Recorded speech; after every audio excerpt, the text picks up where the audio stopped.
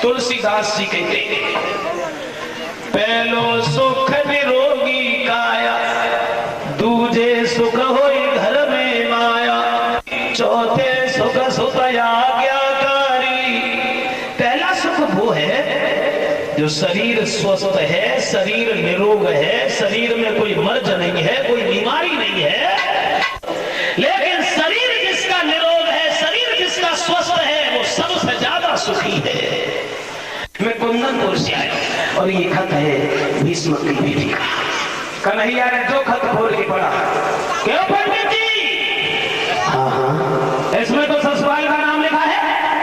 हाँ, वो आ गया है, लेकिन लड़की तुम्हारे बिना दूसरे से शादी नहीं करेगी। भगवान के लगे जाओ, कह देना ससुराल से शादी कर ले और चली जाए, उससे रुक्मिणी को अपने साथ ही ले आएंगे। कैसी रही? पंडित जी बोले बहुत बढ़िया।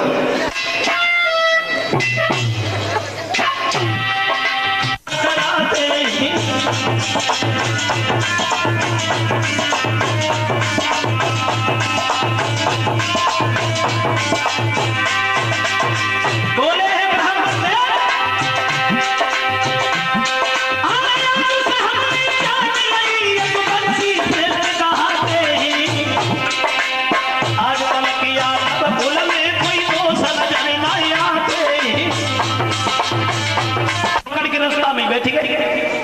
हाँपने लगे, खांसने लगे। बलराम जी खड़े हो गए। क्या हो गया पंडित जी? बैठ गायब हो गए। भाई दौड़ा आता है कि मिर्गी की शिकायत है, क्या हो गया? कन्हैया बोले भैया बुढ़ापा है, इनसे पैदल नहीं चला जाता था। क्या पंडित जी? हाँ हाँ। ये बात किसकी है? ससपाल की। इसका मतलब है ससपाल तैयारी से आया और मैं अकेला? कितनी फौजों का सामना मैं नहीं कर सकता? कह देना रुक्मिणी से ससुराल से शादी कर ले और निकल जाए। आ गया और आ गए, कितने लोग हमें बुलाने आए हैं, कितने बताए हैं, कितनी फौजें आई हैं। पंडित जी बोले और अकेले क्या? पंडित जी बोले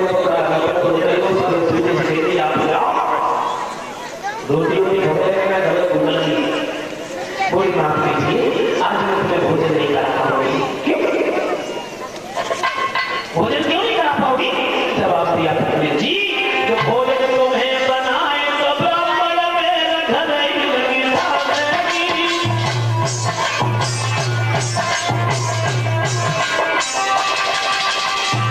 बोले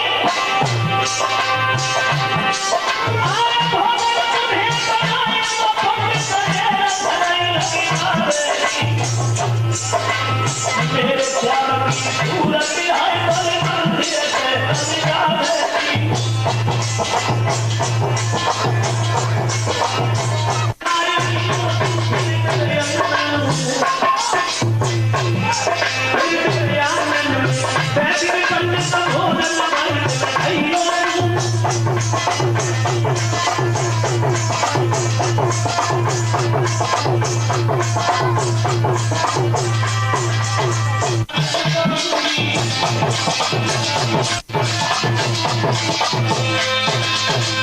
आज माफ कीजिए, वहीं आना द्वारिका, हम तुम्हें भोजन कराएंगे, आप क्षमा कीजिए।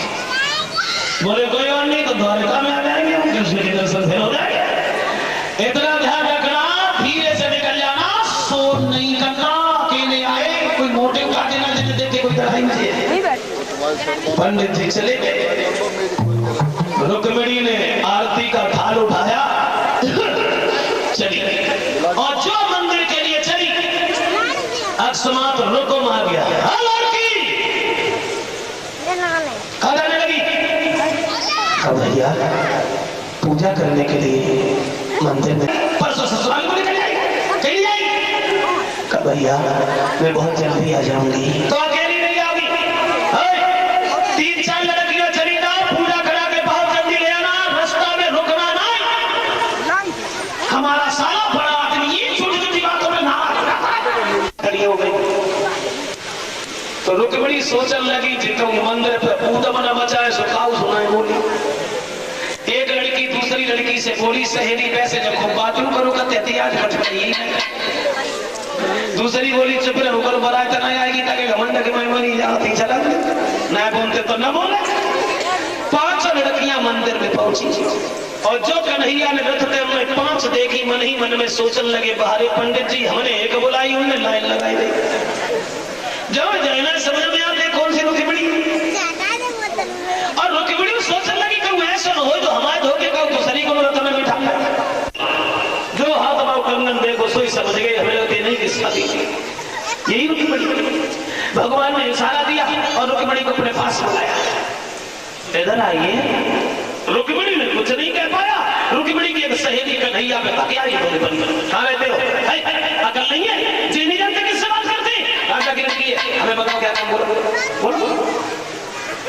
रुक्मिणी अपनी सहेली के बारे में उन्हें हमें बुलाओ और तू बीच में कूद गई सामने पहुंची। हाँ तो बजा के सुना दीजिए। भगवान बोले आज नहीं बजाएंगे, मेरा मतलब के काम नहीं करेंगे। तो बोली लगे दिखाई दे। भगवान ने बंसी नीचे लटकाई, रुक्मिणी ने हाथ ऊपर बढ़ाया। भगवान ने बंसी गोद में डाली, रुक्मिणी का हाथ पकड़ा, रथ में बिठा लिया, रथ लेके चल दिए। और जो रथ चलते देखो वे संग की सहेलियां सब भाजी गिरती जाए, कलंक हमारे सिर पे लग जाएगा। संग की सहेलियां जीवन भर काजने मारेंगी। ऐसी शादी की भाई ने मरवा दिया। ना ना ना छोड़ दीजिए।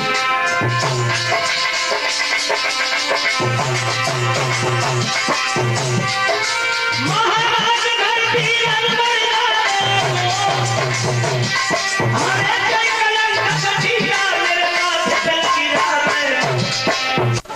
बलराम सोचने लगे पंडित जी को छोड़ने गए अभी तक नहीं आए थे, कहां चले गए।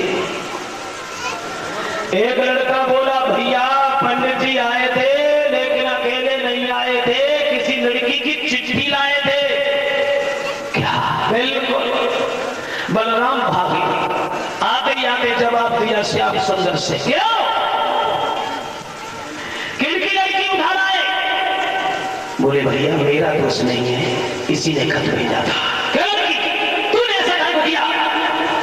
जवाब दिया मेरा भैया मेरी शादी अपने साले से कर रहा था इसलिए। बलराम बोले तुम्हारा भैया तुम्हारी शादी अपने साले से?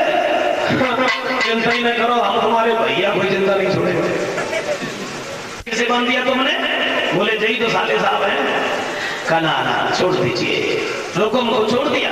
रुकुम भागता हुआ ससपाल के पास पहुंचा और जिस समय ससपाल ने सुना कि रुक्मिणी का हल हो गया, फौज लेकर के ससपाल ने चारों तरफ से घेर लिया।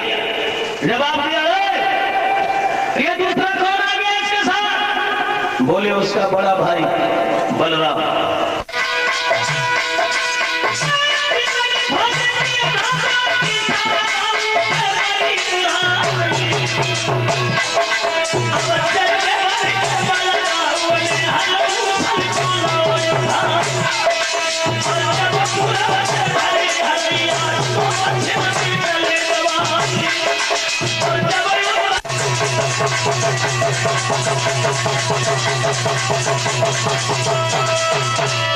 घमासान युद्ध हुआ। अंत में ससपाल मैदान को छोड़ करके बलराम के सामने से भाग गया। तुम घर पे नहीं गया। भीष्मक बड़े खुश हुए। रुक्मिणी का विवाह कृष्ण के साथ करके बड़े खुश हुए। रुकुम शर्म के मारे घर पर नहीं गया, ससपाल उधर आ गया। महिलाएं गीत गाने लगी। शादी में कृष्ण का विवाह होगा। गीत गाते ही गाते एंटीना हिल गया, गाली गाने लगी और कन्हैया को गाली देती वही बोली, अरे मोर मुकुट सिर पर लाला तुम दुई बापन के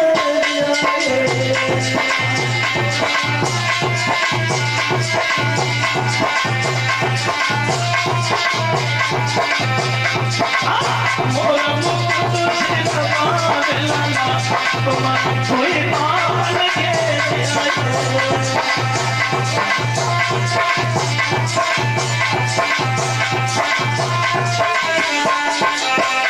अरे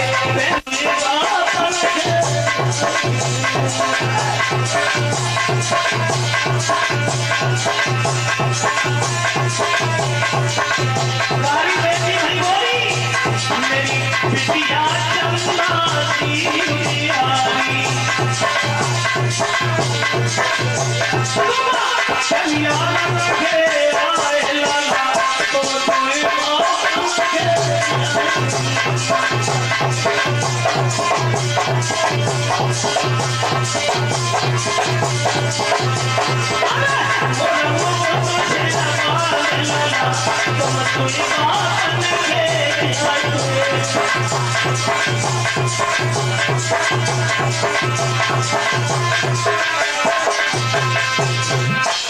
से विवाह हुआ। इस तरह कृष्ण की पहली शादी रुक्मिणी के साथ की गई हुआ। और दूसरा विवाह इनका कैसे हुआ तो अब आओ दूसरी शादी इनकी देखें। जिस मणि से सोना निकलता था और जो मणि सूर्य की भांति प्रदर्शन करती थी, चमकती थी, तुम्हारी दासी हूं और जो आज्ञा होई सोई